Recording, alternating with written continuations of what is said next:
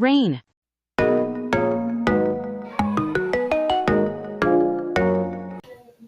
What's going on, guys? This is your boy Rain here, and today I'm going to be doing a review of the Don't Be Dumb album by ASAP Rocky in 2026. It has been 8 years we've been waiting for this record, and now I am finally able to bring my precious voice to the topic.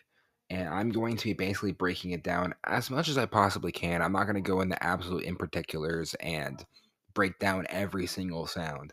But what I will say is that good job to ASAP Rocky for trying something different, trying different genres, trying different experimental sounds, and I really appreciate it. Now, the only thing I will say that is a massive big ups for ASAP Rocky is having Tim Burton doing some of the actual sampling in the actual project itself is from Tim Burton's score in his movies, which is pretty fucking dope. I can't lie to you. That's very unique to do. Um, so you can tell this is an incredibly high budget project. There's a lot of effort that came into this. The music videos were incredibly immersive and very much interactive with the fans. And I had those 360 camera videos for every visualizer. I thought that was super sick. Now, the main thing that we have to get into is my main criticism with the entire project overall, and why I think I'm not going to rate it as a classic in his book and say that I think it's actually an above average record that could have been better, considering that it's an 8 years in the waiting project. For starters, the main problem I have with the record is the lyrical content and the choices of his flows.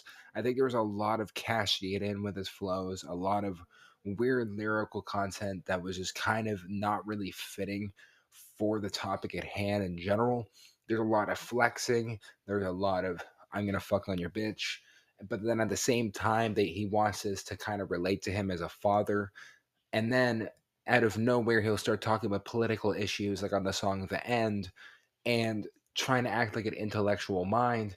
And it's kind of just a mess, at least lyrically on this project. If you sit there from start to end, there's a lot of bad lyrical choices that he makes all over this thing.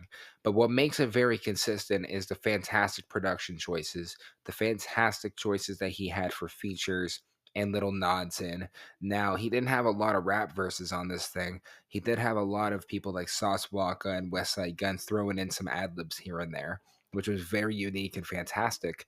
But he didn't really use a lot of feature tones. Like he used Doechii to make a duet song, um, and I thought it was okay.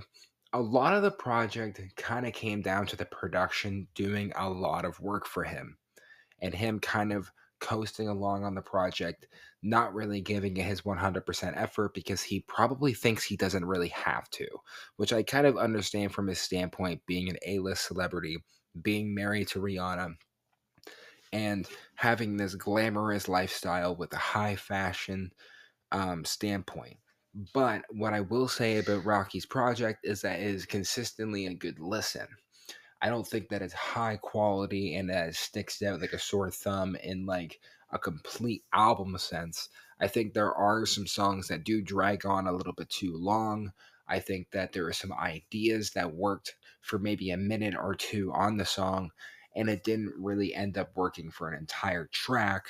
Or there is too much going on a song itself that it's hard for you to kind of hang along and listen to it and understand what the fuck you're even trying to listen to. Because the one song in particular that he has on this record where it kind of has a rage verse, it's Air Force. Air Force Black DeMarco, where the chorus is kind of this beautiful somber experience, but then the verses are really hard hitting beat switch. It's very off putting, and you can tell that he's trying to do this a lot all over the record. And sometimes it works, and sometimes it doesn't. And I feel like in this situation, it was kind of a mixed bag for that reason. It reminds me a lot of his testing record, where there's a lot of experimental work there. So I'm going to rate it personally on my personal realm a 6.5 out of 10. I've given it 3 listens, so I can tell you right now that genuinely speaking, the production does a lot of fucking work on this thing, but Rocky does phone it in on a lot of performances and a lot of writing, and there's not a lot of catchiness to it. And I do appreciate his touch of the underground, though. Like, he does appreciate the underground sound and stuff like that. And I do appreciate the feature with Tyler, the Creator. 100%. That was awesome. But in the grand scheme of things, I thought Rocky was going to take a fully different direction instead of it being the production being a different direction, but his vocal performance being kind of the same and kind of phoned in. But let me know in the comments below what you personally think about the record and if I'm just blabbering and not talking any good shit. But keep in mind, hip hop has been in a bad, mediocre stance for albums. So people are going to think this album is phenomenal because it's better sounding than most of the other records. But you gotta understand that Rocky phoned it in. The production did well, though. Have a good old jolly day there, boys.